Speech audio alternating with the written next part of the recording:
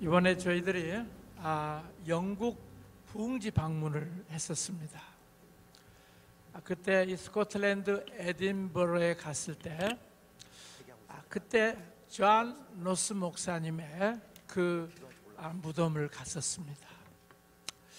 그때 거기 보니까 뭐라고 써졌냐면 1882년도에 누가복음을 번역했다. 그리고 1887년도에 신약 전설을 완전히 번역했다고 하는 그 글을 읽어보면서 제게 뭔가 정말 그 유업이 한국 성서 한국의 유업이 바로 여기서부터 시작됐구나 하는 것을 알게 됐습니다. 여러분, 그분들이 한국을 잘 몰랐습니다. 차이나에 왔다가 한국에 있다고 하는 소식을 듣고 한국에 있는 이 천주교인들 몇 사람 만나가지고 그 사람들하고 같이 얘기 나누면서 성경을 번역을 해줬어요. 그런데 그 성경 번역해 준 것이 오늘날 한국이 성서 한국이 됐습니다. 놀라운 일 아닙니까? 하나님이 이 존 노스라고 하는 사람을 통해서 그런 엄청난 은혜를 베풀어 주셨어요. 그리고 저희들이 한오바 교회, 토마스 선교사를 파송했던 그 한오바 교회를 갔을 때 거기 보니까 1644년도에 그 교회가 설립이 됐다고 하는 것을 봤습니다. 그런데 1644년도면 우리나라 임진왜란이 일어나기 전이었어요.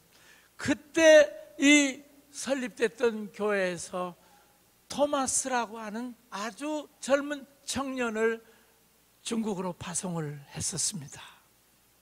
그런데 그 토마스 선교사가 거기에 왔다가 자기 아내가 죽는 그런 어려움 속에서도 한국의 대동강변에 와서 전도를 하고 이 성경을 나눠주다가 그가 목이 잘려서 참수됐습니다. 그런데 그 참수되었던 그 일들을 통해서 한국이 선교하는 교회가 됐다는 것입니다. 정말 놀라운 일 아닙니까? 하늘의 밀알이 땅에 떨어지니까 많은 열매를 맺었습니다. 그래서 오늘날 이 한국 선교를 보면은 이 영국에 있었던 그 선교사들을 통해서 완전히 성서 한국의 기틀이 마련됐고 선교 한국의 기틀이 마련됐고 뿐만 아니라 아펜셀라, 언더우드, 마포 3열 이런 선교사들이 들어와서 완전히 이 나라를 개화를 시켰습니다. 병원을 만들어줬습니다. 학교를 만들어줬습니다. 여러 가지 문화 시스템을 만들어줬습니다. 그것을 통해서 오늘날 한국은 아주 비약적인 발전을 하게 됐습니다. 오늘 시간에 우리 한번 같이 감사 기도를 들어봅시다. 만약에 그때 선교사들이 들어오지 않았다고 한다면 아마 우리나라 조선시대는 더 계속해서 더 많이 지속이 됐을 것입니다. 아직도 이 왕의 통치를 받는 그러한 나라가 됐을 텐데 이 선교사가 들어와서 개화를 시키고 가르치고 이승만 대통령이라고 하는 사람을 이 배제학당에서 가르치는 것을 통해서 이 나라가 정말 이 놀라운 선교의 축복을 누리게 됐고 세계 선교 정말 인구 비례로 가장 많은 선교사를 보낼 수 있게 됐습니다. 이게 바로 하나님이 하신 일 아닙니까? 오늘 이 시간에 우리 하나님 앞에 감사 기도를 하십시다. 주여 아버지 감사합니다. 오늘 저희들이 아버지 하나님 이 선교 한국에 대해서 감사를 드립니다. 선교사님들이 오셔서 희생을 하고 하늘의 밀알이 됐기 때문에 아버지 하나님 교회가 세워지고 아버지 하나님 병원이 세워지고 학교가 세워지고 아버지 이 나라가 정말 하나님 안에서 온전히 새롭게 발전되지 않았습니까? 아버지 하나님 정말 한국의 역사는 선교사들을 빼면 이 한국의 역사를 기록할 것이 없는데 하나님 아버지 이 선교사님들을 보내주신 것을 감사합니다. 학교를 세워지고 병원을 세워지고 아버지 여러가지 문화시설들을 세워서 아버지 이 나라를 새롭게 하게 해주신 것을 감사합니다. 아버지 하는 이 선교 한국의 유업이 다시 살아날지어다. 선교 한국의 유업이 다시 살아나는 역사가 있을지어다. 아멘. 그래서 우리가 선교의 유업을 온전히 받기 위해 회개하는 시간을 갖기 원합니다. 제가 한 선교단체에서 한 12년 있으면서 거기에서 선교란 무엇인가 라고 얘기할 때, 선교는 예배하지 않는 그곳에 예배가 일어나게 하는 것이다, 그 기억이 남습니다. 그러나 예배의 다양한 해석이 있겠지만, 예배는 본질적으로 하나님을 바라보는 것이고 하나님을 의지하는 것이고 하나님을 신뢰하는 것임에도 불구하고 재정의 환경의 상황에 맞춰서, 재정이 어려우기 때문에 선교를 재정을 받아들이는 일을 위해서 어떤 보여주기식, 성과를 위해서 뭔가 이렇게 모든 것을 잘 해놨다라고 하는 보여지기식의 형식적인 것들을 추구하면서 사람을 의지하고 재정을 요구하며, 그렇게 선교에 대해서 하나님을 신뢰하지 않고 온전한 예배를 하지 않았던, 이전에 선교했던 잘못된 방식을 해왔던 우리의 태도를 회개하기 원합니다. 그래서 주님께 온전히 신뢰하는 그런 선교, 주님을 온전히 예배하는 선교, 주님이 말씀하실 때 순종하는 선교가 되기 위해 이전의 방식을 완전히 없애버리고 하나님이 원하신 그 방식대로 온전한 예배를 드리며 하나님이 말씀하시는 대로 순종하는 그런 선교가 되기 위해 이전의 방식을 회개하기 원합니다. 우리 주여 일창 부르면서 회개하십시다. 주여! 아버지, 우리가 하나님을 온전히 신뢰하지 않고 보여주기식으로 이렇게 선교를 내가 잘만 해왔다, 이렇게 성과가 좋다, 이렇게 교회를 세웠고 건물을 지었다, 이런 식으로 보여주기식으로 너무나 허례허식적으로 우리가 선교를 잘못된 방법으로 잘못된 결과를 초래하며 그 일들을 추진하였던 우리의 죄악을 회개합니다. 하나님, 그래서 온전한 예배 안에 주님이 말씀하시고 인도하시는 대로 승복하는 참된 선교가 우리 가운데 다시 살아나게 하여 주십시오. 다시 회복되게 하여 주십시오. 그래서 하나님의 영광을 드러내는 참된 선교가 예배의 영 안에서 모든 선교지로 예배자들이 파송되어지게 하시고, 온전한 예배 안에 하나님의 영광이 그 땅에 나타나는 일들이 계속적으로 확장되게 하여 주십시오. 이어서 회개하기 원합니다. 우리나라가 정말 복음이 없고 불모지였는데, 많은 선교사님들의 희생을 통해서, 특히 젊은 세대의 선교사님들의 그 대가지불과 헌신을 통해서 이 나라가 복음의 나라 된 줄 믿습니다. 심지어는 목숨을 걸면서까지 이 나라의 복음을 증거해준 많은 선교사님들의 수고와 헌신과 대가 지불이 있었기 때문에 우리나라가 하나님을 믿게 된 줄 믿습니다. 여러분, 대한민국이 여전히 세계 곳곳에 선교사님들을 많이 파송하고 있지만, 특히 40대 이하의 젊은 선교사들 그 수가 급속히 줄어들고 있다고 합니다. 여전히 많은 선교사님들을 보내고 있지만 젊은 세대의 선교사가 그 현장에서 현저히 줄어들고 있다는 것이죠.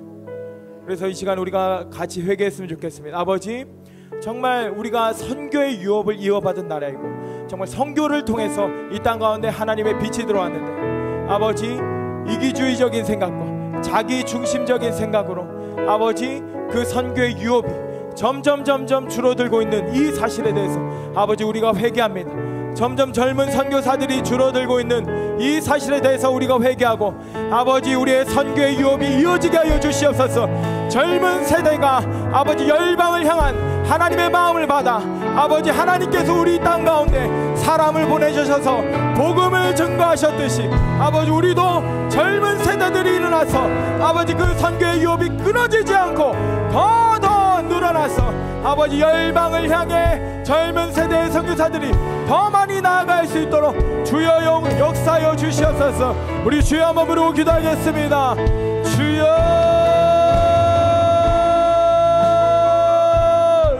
아버지, 회개합니다. 하나님께서 빚값을 주시고 많은 선교사님들을 파송하셔서 이 나라에 복음이 들어오고 이 나라가 예수 그리스도를 알게 되고 하나님의 축복 가운데 오게 되었는데 아버지 그 은혜를 아버지 우리가 기억하지 못하고 저버리고 있는 이 시대를 아버지 용서하여 주시옵소서. 점점 젊은 세대에 선교사들의 숫자가 급감하고 있다고 하는데 아버지 이것을 우리가 회개하며 나갑니다. 선교의 유업을 이어받지 못하는 이 대한민국의 죄악들을 아버지 우리가 회개하며 나갑니다. 주님 용서하여 주시고 젊은 세대의 선교사들이 더 많아지고 그 선교의 유업을 계속해서 이어갈 수 있도록 더 풍성히 이어갈 수 있도록 주님 역사하여 주시옵소서.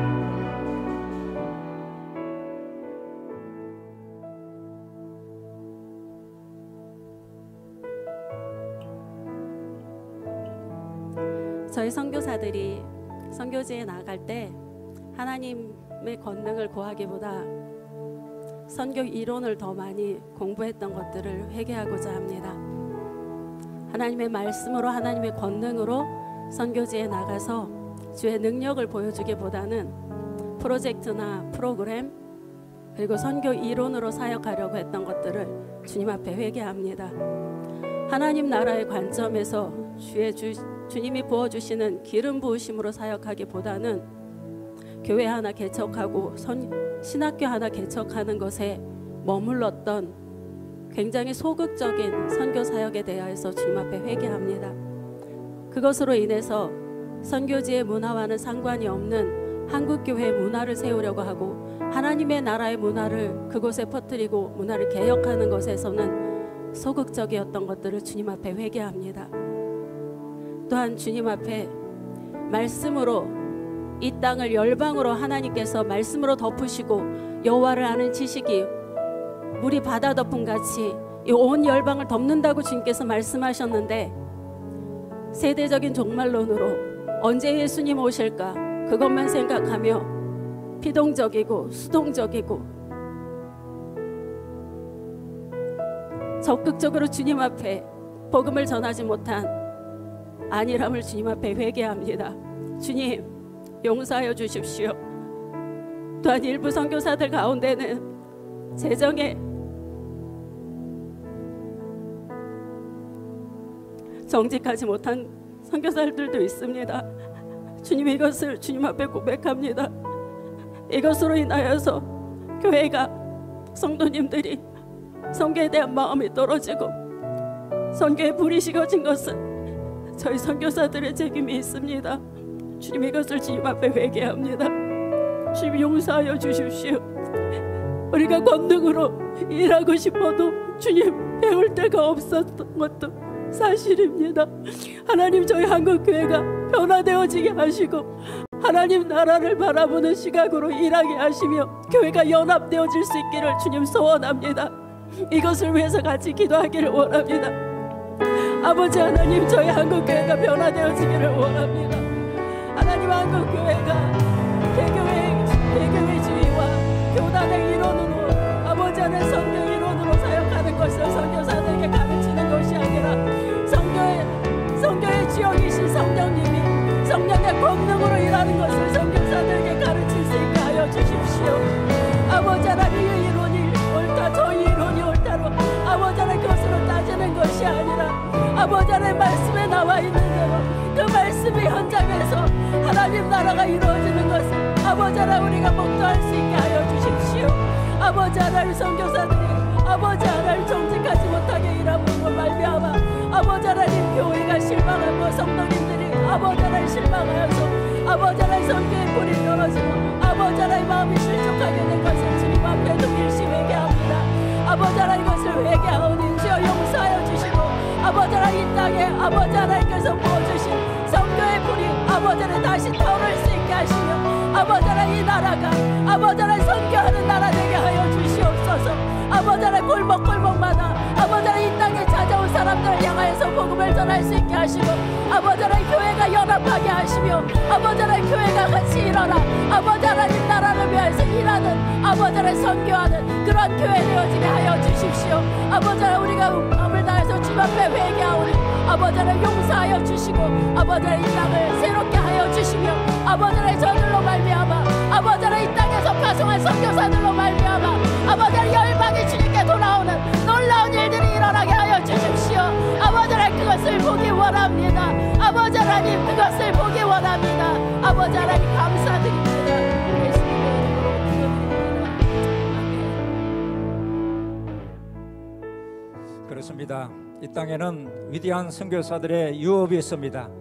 대동강변에서 참수하면서까지 성경책을 전했던 토마스 선교사님의 그 순교의 피와 더불어서 이 땅에 뼈를 묻어가면서 복음을 전한 그런 선교사들의 유업이 있습니다. 그리고 우리나라에서 자발적으로 일어난 선교한국이라고 하는 놀라운 선교운동을 통하여서 참으로 인구 대비 세계 가장 많은 선교사를 파송하는 그런 선교한국이 되었습니다. 그러나 지금 이 시대에 위기를 당하고 있고 선교가 자꾸만 기울고 있고 패배감에 젖어 있습니다. 그러나 이 시간 사도적인 선포 그리고 왕의 선포를 통하여서 영적인 기류를 완전히 바꾸기를 원합니다.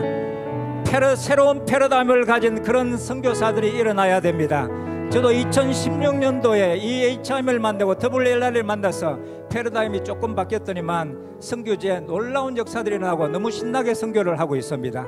20년째 선교사로 선교 현장에 있는 사람으로서 패러다임의 변화가 얼마나 놀라운 것인지 저는 경험하고 있습니다. 그리고 이 선교는 돈이 있어야 됩니다. 돈이 파워고 영향력입니다.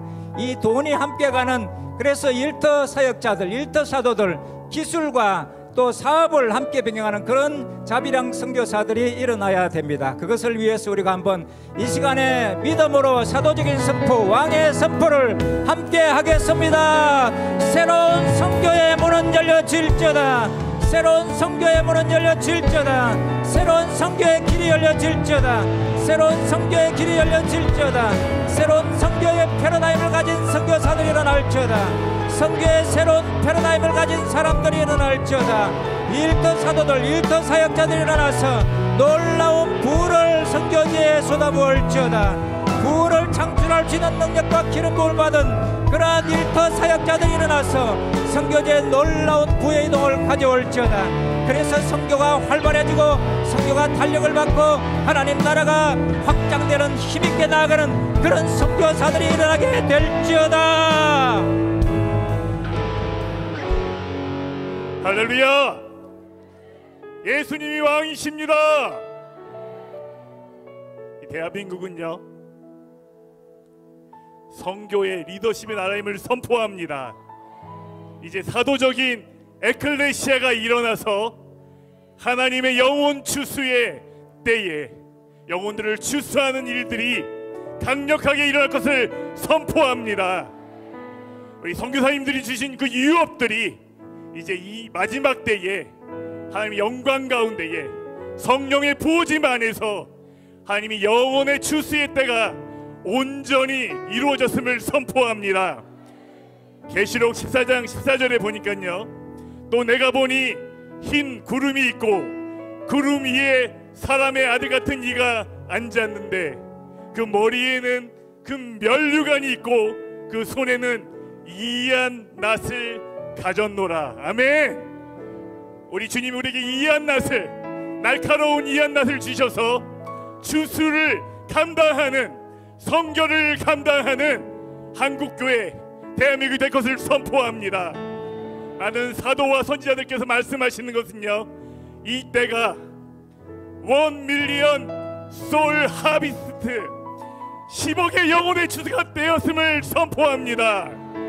우리 한번 선포하기를 원하는데 자리에 일어나시겠습니다. 우리 앞뒤로 선포하기를 원하는데요, 10억 영혼의 추수의 때가 되었습니다. 한번 선포하겠습니다. 하이파이브 하겠습니다. 우리 앞뒤로 10억 영혼 추수의 때가 되었습니다.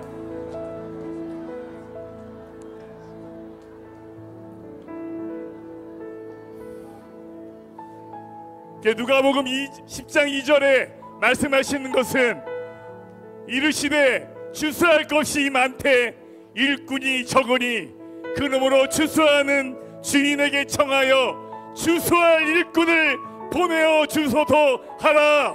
아멘. 오늘 기도하기를 원합니다. 먼저 우리가 추수하는 자가 되어지기를 원하고, 대한민국이 추수할 수 있는 준비된 에클레시아로 일어나게 하여 주시옵소서. 또한 이 마지막 때의 선교는 하늘의 천군 천사들과 함께 땅의 군대가 함께 연합하여서 초자연적인 추수를 가져오는 그런 때가 되었음을 선포합니다. 아멘. 우리 두 손 높이 드세요. 우리 같이 주여 외쳐 기도하십시다. 주수할 주인에게 주수할 끈을 보내주시옵소서. 성령을 부어주시옵소서. 주여 주여 주여. 방언으로 기도하세요. 선포하며 기도하세요. 이제 주수할 때가 되었습니다. 10억의 영혼의 주수가 대한민국으로부터 온 열방 가운데 일어날지어다. 사도적인 에클레시아가 일어나서 마지막 때의 주수를 감당할지어다. 하늘의 천군 천사들과 함께 초자연적인 권능의 주수가 대한민국에서부터 일어날지어다. 이번 H자인 컨퍼런스로부터 시작되어져서 10억의 영혼 추수의 때가 되었음을 선포합니다. 사도적인 에클레시아가 일어나서 마지막 때의 초자연적인 추수를 감당할지어다.